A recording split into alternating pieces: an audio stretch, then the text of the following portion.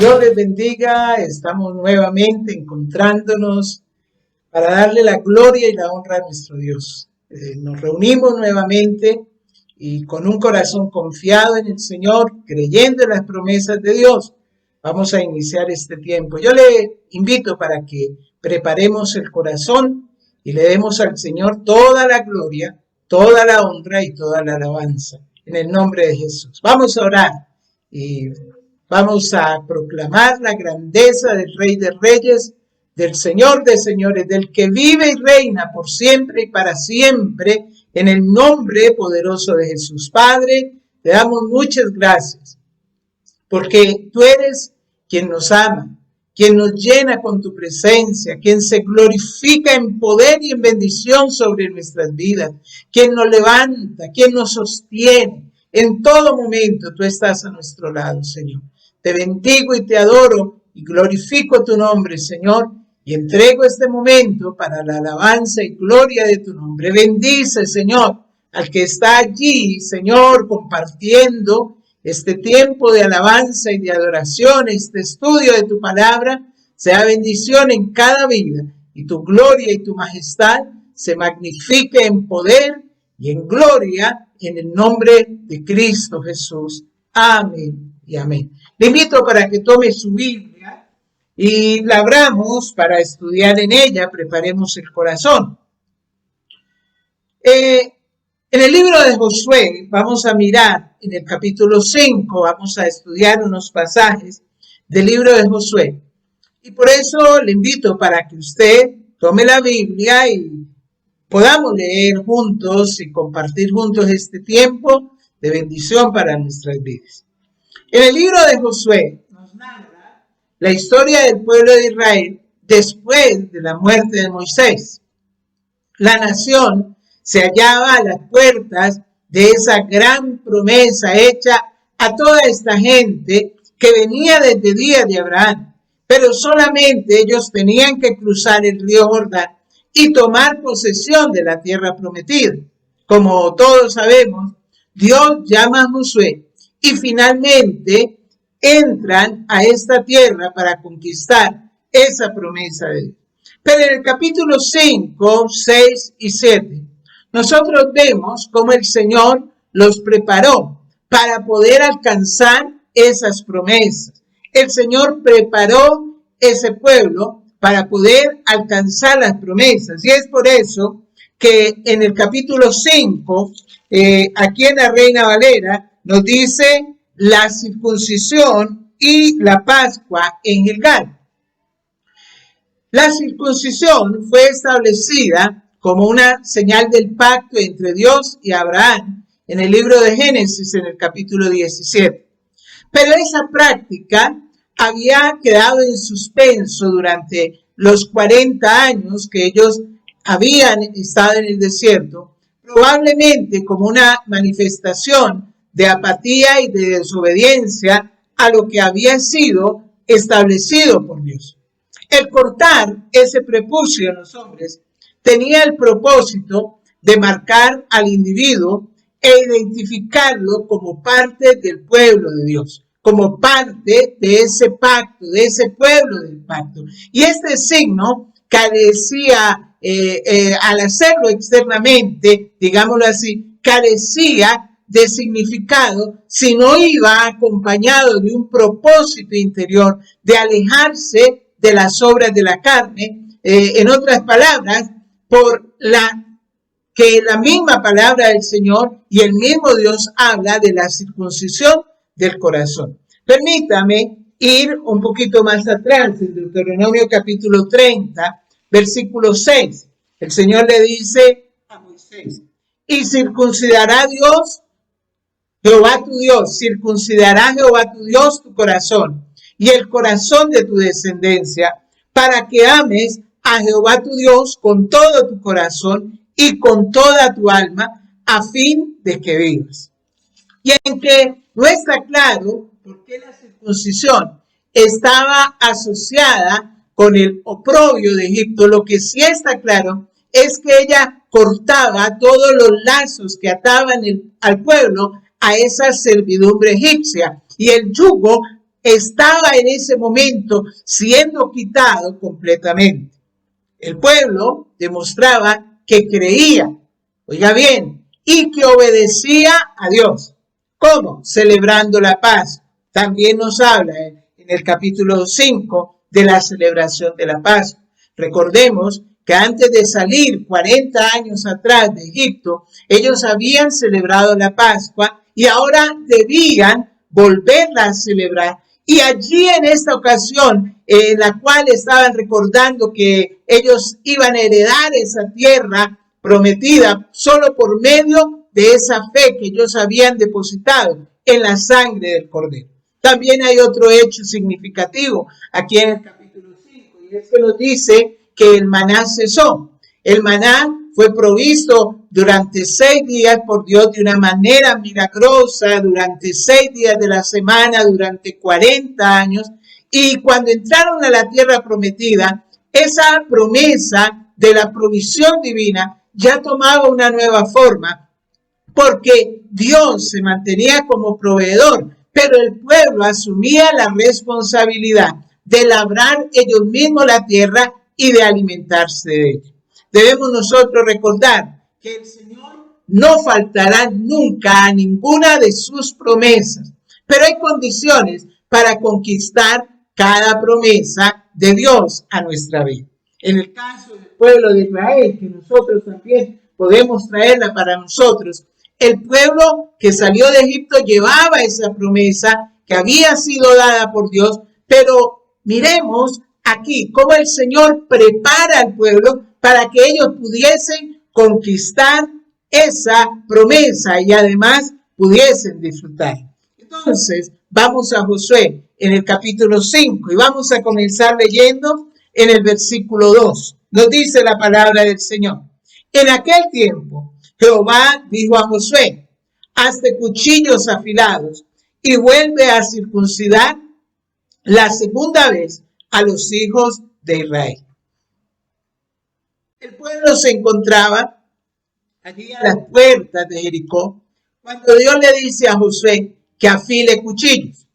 Tal vez ellos esperaban que esos cuchillos que iban a afilar era para poder enfrentar al enemigo, pero lo cierto es que esos cuchillos eran para circuncidar el pueblo. Y el Señor quería, en primer lugar, darle una enseñanza al pueblo, que era lo que Dios quería que ellos comprendieran. Cuando nosotros miramos y analizamos lo que nos dice aquí la palabra del Señor, en primer lugar, ellos debían de entender cuál era el mayor enemigo y cuál había sido el mayor enemigo que los había separado de las promesas de Dios. No era allí, Satanás ni nada de eso, sino que lo que nos separa de las promesas de Dios es la incredulidad. Y eso le había pasado precisamente al pueblo de Israel. Ellos no pudieron alcanzar en un primer momento las promesas de Dios. ¿Por qué? Porque la incredulidad.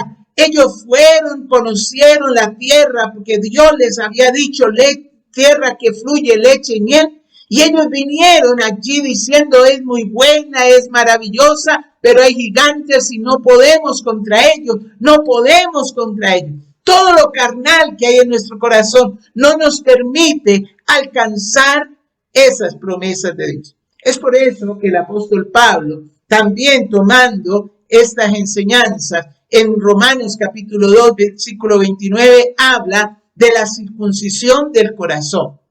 ¿Por qué? Porque aquí no tanto era una circuncisión física, lo que ellos necesitaban y lo que nosotros necesitamos, sino es una espiritual, una del corazón. Hay cristianos que no obtienen las promesas de Dios precisamente por la dureza de sus corazones. Hay freno en nuestros corazones que necesitan ser cortados solamente con el cuchillo de Dios.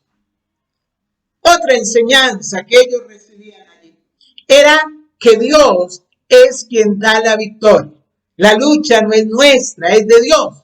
Y aunque podamos pensar que es una equivocación debilitar al pueblo con la circuncisión, porque ellos quedaban debilitados y que los cuchillos deberían ser usados para el enemigo, debemos saber que cuando Dios nos llama a la santificación es porque Él tiene preparadas grandes victorias para nosotros. Y usted lo puede creer en este momento, usted puede creer eso. Si el Señor lo ha llamado para la santificación, es porque Él tiene preparadas grandes victorias para nuestras vidas. También aquí le estaba enseñando sobre la necesidad de ser sensibles a la voz de Dios.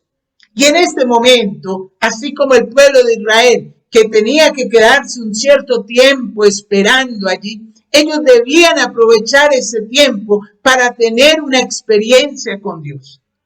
El Señor nos quiere llevar a conquistar promesas, como llegó ese pueblo a la conquista, porque Él lo llevó a una conquista, Él lo llevó para que pudiese conquistar a Jericó.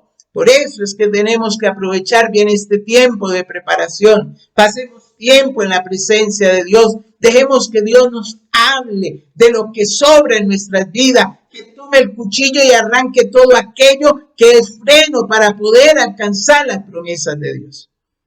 También aquí nos está enseñando el Señor que debemos siempre esperar la sanidad. En el versículo 8 de aquí mismo del capítulo 5 de Josué nos dice: y cuando acabaron de circuncidar a toda la gente, se quedaron en el mismo lugar, en el campamento, hasta que sanaron. Hay heridas que se han abierto en esta época. Hay heridas que no han sanado. Pero nosotros tenemos que pedirle al Señor que Él sane nuestras heridas, que nos ayude a comprender nuestra identidad como hijos de Dios, que nos ayude a entender la importancia de ser santificados. La restauración siempre es un proceso, y así como el pueblo tuvo que esperar para que esa herida sanase, nosotros también debemos de sanar antes de lanzarnos a la batalla.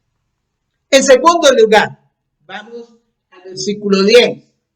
Y vamos a leer los versículos 10 y el versículo 13 al 15 de aquí, del capítulo 5 de Josué. Y nos dice: y los hijos de Israel acamparon en Gilgal y celebraron la Pascua a los 14 días del mes por la tarde en los llanos de Jericó. Versículo 13. Estando Josué cerca de Jericó, alzó sus ojos y vio un varón que estaba delante de él, el cual tenía una espada desenvainada en su mano. Y Josué, yendo hacia él, le dijo: ¿eres de los nuestros o de nuestros enemigos? Él respondió: no, mas como príncipe del ejército de Jehová he venido ahora. Entonces Josué, postrándose sobre su rostro en tierra, le adoró y le dijo: ¿qué dice mi señor a su siervo? Y el príncipe del ejército de Jehová respondió a Josué: quita el calzado de tus pies, porque el lugar donde estás es santo. Y Josué así lo hizo. Lo segundo que el Señor quería que ellos aprendieran era que ellos debían de vivir una vida centrada en el Señor. Mire que ellos celebraron la Pascua. Celebraron esa Pascua que ya habían celebrado 40 años atrás, antes de salir de Egipto. Pero ahora nosotros tenemos nuestra Pascua, que es Jesucristo. Y Él debe ser el centro de nuestra vida. Hoy debemos determinar rendirnos por completo a Él. No debemos resistirnos más. Él dio su vida por cada uno de nosotros y nosotros también debemos entregar nuestra vida. ¿Y sabe por qué? Porque el Señor nos ofrece una vida diferente, una vida en abundancia. No hay crisis en el cielo. El enemigo de nuestra alma quiere que nosotros vivamos una vida vacía, una vida angustiada, una vida escasa, una vida allí llena de tropiezos, una vida de tristeza, una vida de amargura, de queja. Pero Dios nos está ofreciendo una vida. Y dice la palabra del Señor que Él vino a darnos vida y vida en abundancia. Por eso es que Él debe reinar en nuestro corazón. No podemos servir a dos señores, no podemos claudicar entre dos pensamientos, como le dijo el profeta Elías allá en el Monte Carmelo. Cristo ha venido para que tengamos una vida abundante. Cuando hay una vida consagrada a Dios, santificada por Dios, el enemigo, para derrotarnos, tiene que primero entendérselas con el Señor. Él quiere derrotarnos e influenciarnos con las noticias. Él quiere influenciarnos con los malos pronósticos. Él quiere traer desaliento a nuestra vida. Él viene para decirnos, como le quería decir a los de Israel, los muros son muy altos, no van a poder lograr. Pero mire que el Señor se encuentra allí con una espada desenvainada, listo para la batalla. ¿Y eso qué quería decir en ese momento? Mire que ellos celebran la Pascua y es en ese momento donde Josué tiene ese encuentro especial, una cristofanía allí tiene. Él adora a ese ser angelical que está allí. Y él le dice, mira, yo tengo esta espada desenvainada en la mano porque yo voy a pelear por ustedes. Pero ustedes tienen que vivir una vida centrada en el Señor. Amén. Sigamos leyendo. Yo le invito para que vaya al capítulo 6, versículos 4 y 5. ¿Por qué? Porque lo tercero que ellos debían de hacer en ese preparativo era proclamar una genuina alabanza y adoración. Dice la palabra. Y 7 sacerdotes llevarán 7 bocinas de cuerno de carnero delante del arca. Y al 7º día daréis 7 vueltas a la ciudad, y los sacerdotes tocarán la bocina. Y cuando toquen prolongadamente el cuerno de carnero, así que oigas el sonido de la bocina, todo el pueblo gritará a gran voz, y el muro de la ciudad caerá. Entonces subirá el pueblo, cada uno derecho hacia adelante. Mire qué tan importante esto, porque el apóstol Pablo en el Nuevo Testamento ya nos hace, de pronto pensando en esta situación del pueblo de Israel, nos hace una observación. En 2 Corintios 10:4 él nos dice que las armas de nuestra milicia no son carnales, sino poderosas en Dios para la destrucción de fortaleza. Y observe que eso fue lo que pasó aquí en este momento que ellos estaban allí al frente de Jericó. El pueblo podría esperar que Dios les entregase cuchillo, les entregase armas, les entregase dinamita o explosivos o algo tremendo para poder tumbar, derrumbar esos muros, ¿sí? Pero el Señor le da unas instrucciones diferentes, algo que no está dentro de la lógica humana. Y si vuelvo otra vez a lo que dijo el apóstol Pablo, que las armas de nuestra milicia no son carnales, sino poderosas en Dios para la destrucción de fortalezas. Usted, tomando el ejemplo de Jericó, puede entender qué es lo que el Señor quiere decirnos a través de este pasaje. Dios le dice al pueblo y le da unas instrucciones. Los muros de Jericó estaban cerrados por dentro, ¿sí? Y Dios le dice, esa es la primera ciudad que les voy a entregar. La van a tomar, pero la van a tomar de una forma diferente. La van a tomar por medio de una genuina alabanza y adoración a Dios. Cuando nosotros adoramos a Dios de una forma genuina, a pesar de la situación que estamos viviendo, los muros que están impidiendo que nosotros podamos alcanzar la promesa son derribados. En el nombre de Jesús. Todos los días he tratado de enviar con el devocional una alabanza. Yo no sé si usted la está haciendo, pero en medio de esas situaciones es muy importante que nosotros también adoremos al Señor y levantemos nuestro cántico. Debemos involucrarnos físicamente allí. Mire, mi hermano, los muros no cayeron por el sonido de la bocina. Los muros cayeron por el poder de Dios. Pero el pueblo tuvo que implicarse en ello. Mire lo que instrucción que le dice el Señor. Rodeen durante 7 días a Jericó. ¿Sí? Y en el 7º día los sacerdotes van adelante, ellos van a hacer sonar la bocina y ustedes van a esperar. Y les dice allí que ellos debían de estar allí. Y que cuando los muros cayeran, ellos entraban y conquistaban. Nosotros no podemos esperar a que las cosas ocurran porque sí. Debemos trabajar por nuestra promesa, luchar por ellas. Alguien dijo, la oración no es para mover a Dios, sino para movernos a nosotros. Y las situaciones no van a cambiar bajo críticas. Observe lo que el Señor le dice aquí, las instrucciones que le da aquí, porque es curioso. Mirad que el Señor le dice, vaya, den vueltas alrededor.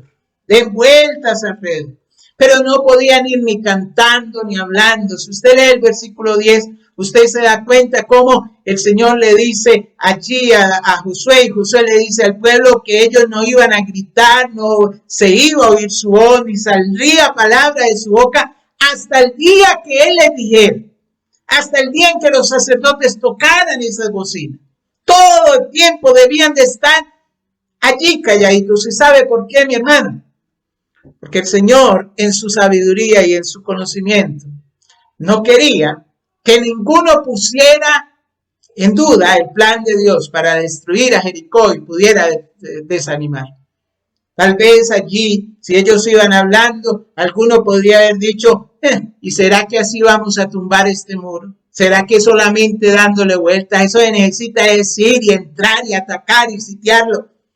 ¿Será que sí vamos a poder? Esos muros están muy altos, esos muros son impenetrables, esa ciudad es impenetrable. Pero el Señor le dijo, calladitos, porque cuando en nuestra vida solamente hay críticas, hay quejas, cuando nosotros simplemente estamos quejándonos, siempre, mi hermano, oiga bien, eso no va a producir cambios en nuestra vida.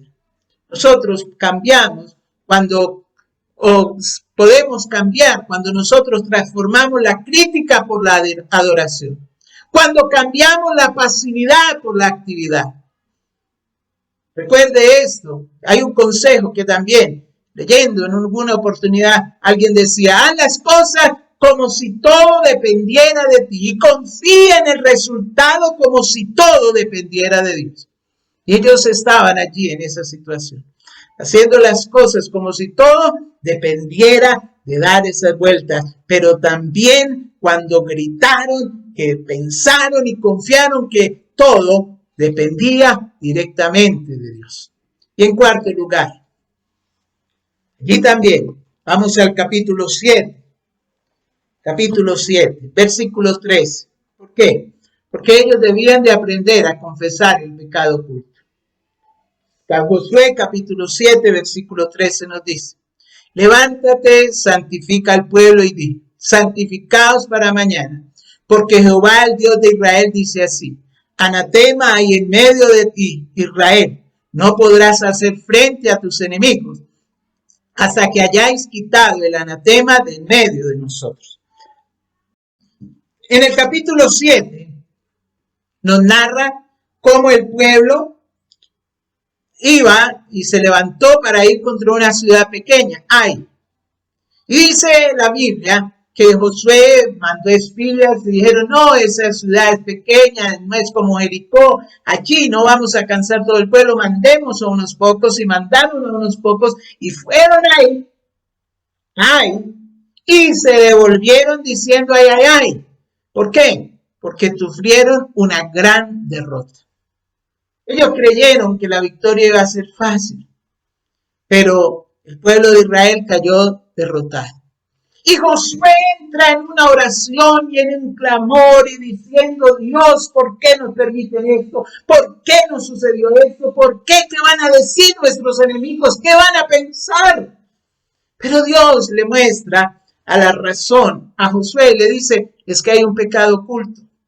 Cuando hay pecado oculto en nuestra vida, no podemos alcanzar las promesas de Dios. ¿Y sabe por qué? Porque el pecado nos debilita, nos hace vulnerables. El pecado nos arrastra. Y entonces, sigamos leyendo, versículo 20. Y Acán respondió a Josué diciendo: verdaderamente yo he pecado contra Jehová, el Dios de Israel, y así he hecho.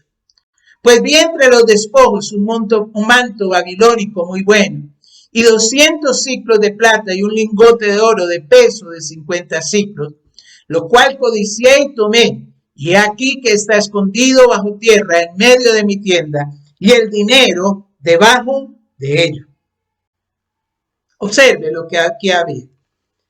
¿Qué se necesitaba en ese momento para que las cosas cambiaran? Se necesitaba una confesión. Y esa confesión debía de ser como una declaración de restauración. Acán había pecado. Y eso trajo consecuencias negativas para todo el pueblo. Costó la vida de muchos hombres. Pero Acán no podía ser perdonado porque estaba bajo la ley. Y la ley decía que él debía de morir y fue muerto él con toda su familia. Pero ahora nosotros podemos llegar confiadamente delante del Señor. La palabra del Señor nos dice: si alguno ha cometido pecado, si alguno ha pecado, abogado tenemos para con Dios, a Jesucristo el justo. Cuando nosotros confesamos el pecado, no es para juicio, sino para restauración. Dios nos lleva a la confesión de lo que haya oculto en nosotros, no con el ánimo de destruirnos, sino que con el ánimo de que seamos restaurados y levantados. Y en estos días nosotros tenemos que permitir que el Espíritu Santo nos traiga una fuerte convicción sobre nuestra vida y nuestra forma de actuar. Porque Dios, cuando habla de pecado, es porque quiere levantar nuestra vida. Observe qué tenía que hacer el pueblo de Israel. Debían quitar toda dureza de su corazón. Debían vivir una vida centrada en el Señor. Debían proclamar una genuina alabanza y adoración y debían de aprender a confesar el pecado oculto. ¿Qué debemos nosotros de hacer también en este tiempo para poder alcanzar las promesas de Dios? Pues debemos quitar toda dureza del corazón. Nosotros debemos de tener un corazón sensible para Dios. Un corazón que esté dispuesto a buscarle en todo momento. Debemos de vivir una vida centrada en el Señor. Una vida cristocéntrica. Una vida bibliocéntrica. Pero también proclamar una genuina alabanza y adoración. Y siempre estar dispuestos a confesar nuestro pecado. Siempre estar dispuestos a confesar ese pecado. Dios nos lleva, así como llevó al pueblo de Israel, por un proceso de cambio y transformación en nuestros pensamientos, en nuestros sentimientos. ¿Sabe por qué? Porque Él quiere producir en nosotros un nuevo estilo de vida. Él nos está capacitando y nos capacita de acuerdo a cada promesa que tiene para nosotros. No olviden que el deseo de Dios es bendecir. Él no quiere que el hombre muera. Dice la Biblia que Él ama mucho a la tierra y envió a su Hijo amado Jesucristo para que todo aquel que en Él crea no se pierda, sino que tenga vida eterna. Pero sigue exigiéndonos crecimiento. Para poder crecer, tenemos que dejar en libertad al Espíritu Santo para que trabaje en nuestra vida. Nosotros llegamos a un tiempo donde el cumplimiento de las promesas de Dios se van a hacer realidad. Yo quiero invitarlo para que usted tome esta palabra que ha recibido hoy, la lleve a su corazón, glorifique al Señor, lo glorifique con todo su ser. Dele a Él la alabanza, la gloria, la adoración. Dígale: Señor, tú eres grande. Y tú me estás llevando, Señor, por un nuevo comienzo. Tú me estás llevando por un nuevo conocer tuyo. Debemos de quitar toda dureza del corazón, vivir una vida centrada en Cristo, proclamar esa genuina alabanza, pero también estar dispuestos a confesar nuestra pecado. Señor, muchas gracias por tu palabra. Gracias, Señor, porque las cosas que se escribieron antes para nuestra edificación se escribieron, para nuestra enseñanza. Y esta palabra que tomamos hoy, Señor, es para nosotros en este tiempo en que necesitamos palabra donde tú nos hables acerca de esas promesas que tienes para cada uno de nosotros. Tú eres grande y poderoso. En ti, Señor, está nuestra bendición. En ti, Señor, está nuestra alabanza. Te bendecimos, Señor, y te glorificamos. Bendice tu pueblo, Señor. Que podamos entender cada día más y más lo que tú tienes para nosotros y la necesidad de poder entrar a reclamar esas promesas, de colocar de nuestra parte, Señor, para poder alcanzar esas promesas. Te alabo y te bendigo. Bendigo a tu pueblo. Bendigo sus vidas. Bendigo, Señor, cada petición que en este momento es colocada y levantada delante de tu trono. Señor, sana nuestra dolencia. No es el hombre el que sana, eres tú, Señor, el que en tu infinita misericordia, en tu gran poder, Señor, hace la obra en cada uno de nosotros. Guárdanos, Señor, en el hueco de tu mano. Nuestro país, nuestro departamento, nuestra ciudad está en tus manos, Señor. Bendigo, Señor, los empleos, las empresas, Señor, de tus hijos. Declaro, Señor, cada necesidad en tus manos. Tú eres nuestro Jireh, el Dios que suple las necesidades de tu pueblo. Bendigo a tu iglesia. Nos preparamos, Señor, para encontrarnos cada vez más y más, Señor, en tu presencia. Gracias, Dios mío. En el nombre de Cristo Jesús, te adoramos, te bendecimos, te glorificamos, te entregamos, Señor, nuestra vida.